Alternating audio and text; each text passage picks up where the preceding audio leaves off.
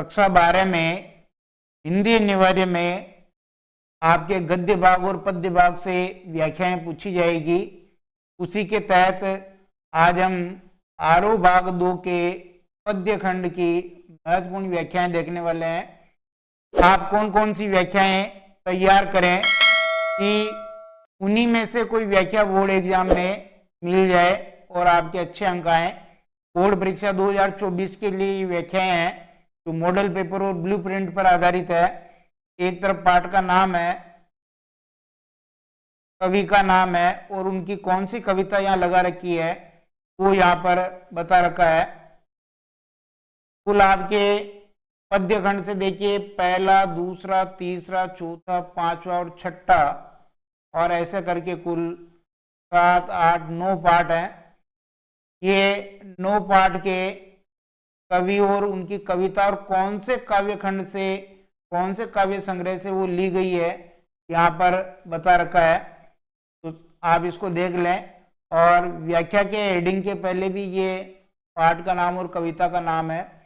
शुरू करते हैं हम सबसे पहले पाठ संख्या 1 की हरिवंश राय बच्चन आत्म परिचय और एक गीत इनका लगा रखा दिन जल्दी जल्दी ढलता है जो निशा निमंत्रण से लिया गया है। इसकी महत्वपूर्ण व्याख्याएं हम देखते हैं। तो देखिए, और सबसे पहले मैं आपको बता दूं कि अब तक जितने भी बोर्ड एग्जाम हुए हैं उन बोर्ड एग्जाम में जो जो भी व्याख्याएं पूछी गई है वो सारी व्याख्याएं यहाँ पर है। तो आपको उससे भी थोड़ी मदद मिलेगी कि कौन सी व्याख्या इंपॉर्टेंट है। सारी इंपॉर्टेंट व्याख्याएं दी है। हरिवंश राय बच्चन के आत्म परिचय से ये पहली व्याख्या है जो आरबीएससी बोर्ड एग्जाम 2016 में पूछी गई थी। इंपॉर्टेंट व्याख्या है और स्नेह रूपी सुरा का पान करने के लिए कवि यहाँ कह रहा है। कवि कह रहा है कि मुझे संसार से कोई लेना देना नहीं है, इसलिए मैं अपने सपनों का संसार अलग ही बनाता हूँ और ये आधा अधूरा संसार है जो मुझे रुचिकर नहीं लगता है। ऐसा भाव यहाँ आत्म परिचय कविता में हरिवंश राय बच्चन ने यहाँ व्यक्त किया है। दूसरी व्याख्या भी आत्म परिचय कविता से ही है। ये देखिए, शुरू की 4 पंक्तियां आरबीएससी 2014 में पूछ रखी थी और ये बाकी का पूरा पैराग्राफ आरबीएससी मॉडल पेपर 2022 में ये पूछा गया था कि मैं निज रोदन में राग लिए फिरता हूँ, शीतल वाणी में आग लिए फिरता हूँ। कवि हरिवंश राय बच्चन ने यहाँ आत्म परिचय कविता में ये बताने की कोशिश की है कि वाणी भले ही ऊपर से उनकी सुरीली और मीठी है लेकिन उस वाणी में कहीं ना कहीं दर्द छिपा हुआ है। प्रेम का वो अंश लिए फिर रहा है और कवि उस वियोग में जो रोया, जो कविता उसने लिखी, हालांकि कवि का वो रोना है लेकिन संसार उसे कविता मान करके छंद बनाना उसको कह रहा है। कवि ने अपना परिचय एक दीवाने के रूप में दिया है। तीसरी व्याख्या आत्म परिचय कविता से ये जो आरबीएससी मॉडल पेपर 2024 में शामिल की गई थी कि संसार में सब इसके जाल में उलझ जाते हैं, कोई ईश्वर को नहीं जान पाया है, सत्य को नहीं जान पाया है और सबसे बड़ी बात यह है कि सब जानते हैं कि ये संसार माया मोह है, फिर भी सब इसमें उलझ जाना चाहते हैं। इसलिए कवि कह रहा है कि जो मैंने सांसारिक बातें सीखी है संसार से वो मैं भुला देना चाहता हूं।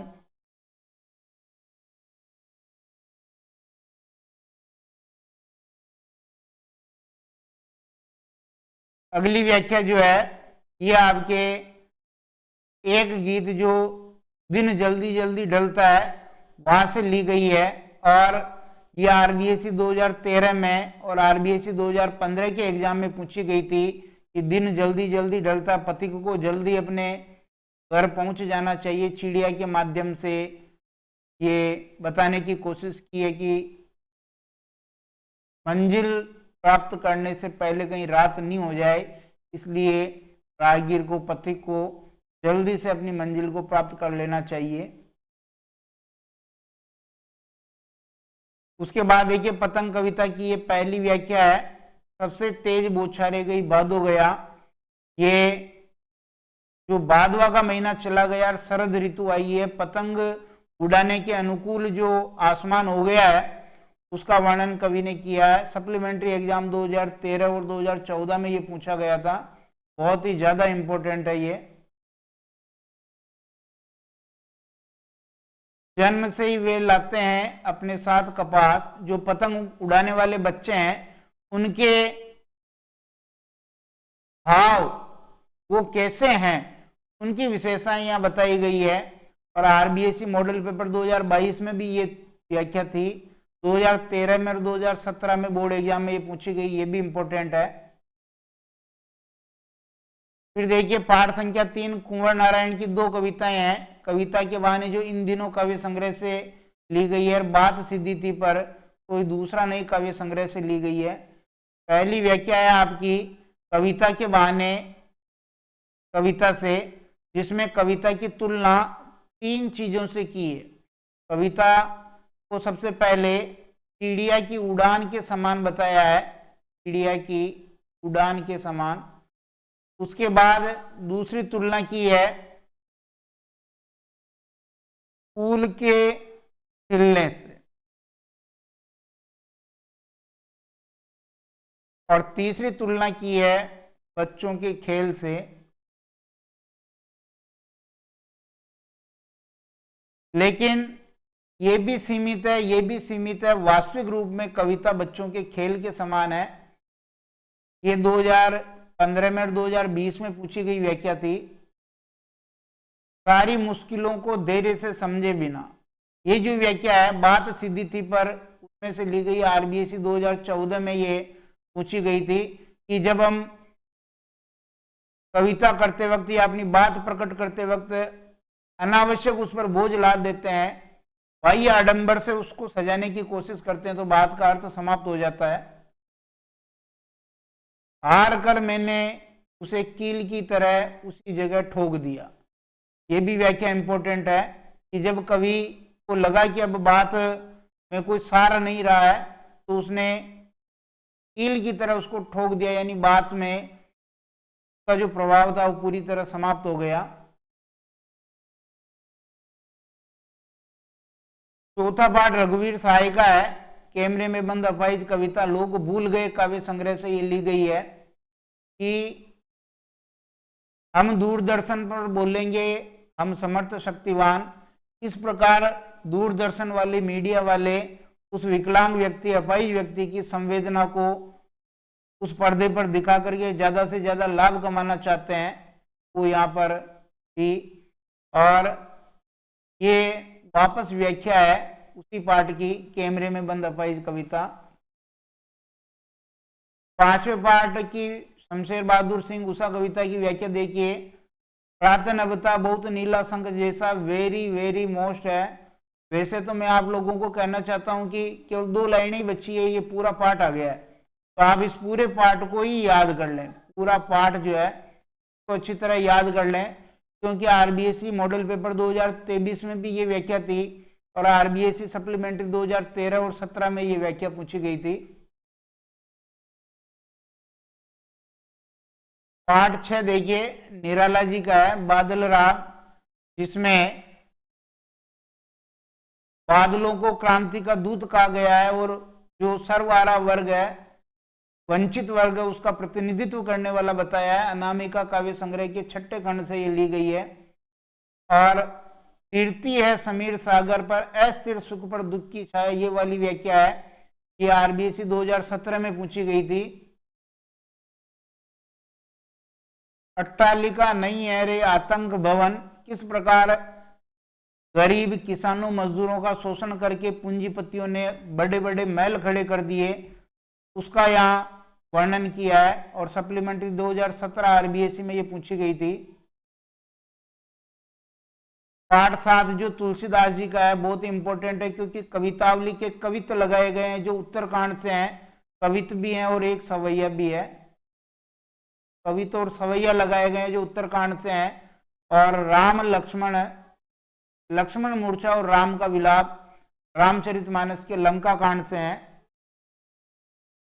दूत कहो अवधूत कहो, ये व्याख्या आरबीएससी सप्लीमेंट्री 2013 में पूछी गई थी कि जो राम भक्त होता है सांसारिकता से वो दूर होता है, ये इसका मूल भाव है।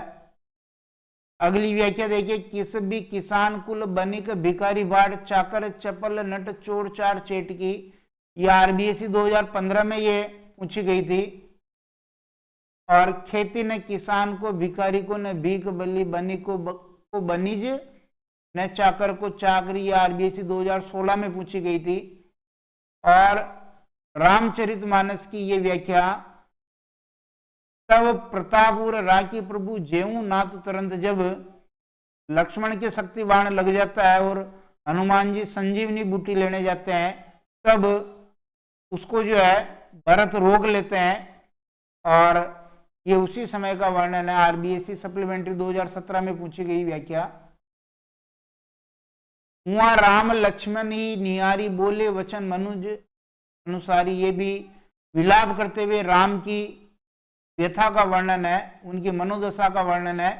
आरबीएससी 2013 में ये व्याख्या पूछी गई थी, जब लक्ष्मण के शक्ति बाण लगने से वो मूर्छित अवस्था में वहां जो युद्ध भूमि है वहां पड़े हुए हैं और राम जो एक सामान्य मनुष्य की तरह विलाप कर रहे हैं।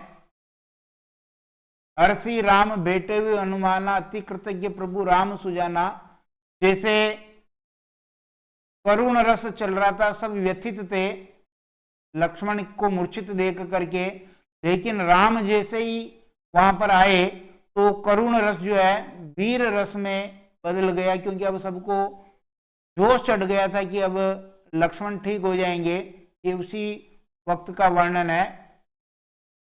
मॉडल पेपर 2023 में और आरबीएससी 2017 में पूछी थी।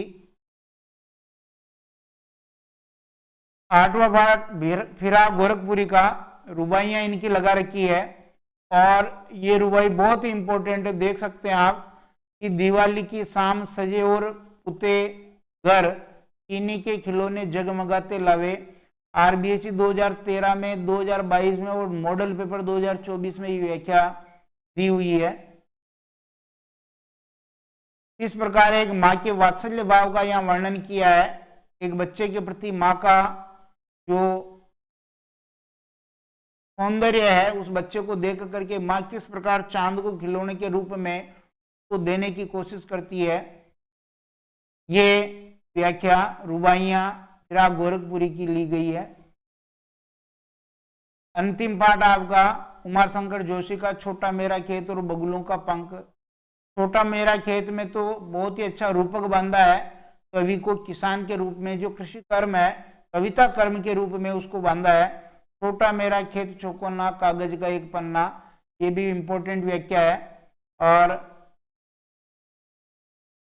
झूमने लगे फल रस अलौकिक, कविता को अलौकिक कहा है। जो उधर हमने देखा था कि कविता के बहाने कविता अनंत काल तक रहती है, उसकी जो का रस है, उसका प्रभाव है, तो समाप्त नहीं होता है। इसलिए यहाँ आया, देखिए, रोपाई क्षण की और कटाई अनंतता की, अनलिमिटेड काव्य रस होता है। और ये उमाशंकर जोशी का ही जो बगुले आसमान में उड़ रहे हैं सफेद पंखों वाले, कवि की आंखों को वो चुरा ले जाते हैं। आरबीएससी सप्लीमेंट्री 2000 और 2023 में बोर्ड एग्जाम में ये पूछी गई थी। इस प्रकार ये कुछ व्याख्याएं हैं, आप इनको अच्छी तरीके से तैयार करें। प्रसंग कैसे लिखना है, संदर्भ कैसे लिखना है, व्याख्या कैसे करनी है, विशेष कैसे लिखना है, ये सारी प्रोसेस आप व्याख्या में अपनाएंगे तब जाकर के आपको पूरे अंक मिलेंगे। और मॉडल व्याख्या भी आपको एक करना बताएंगे कि व्याख्या किस तरह की जाती है। धन्यवाद।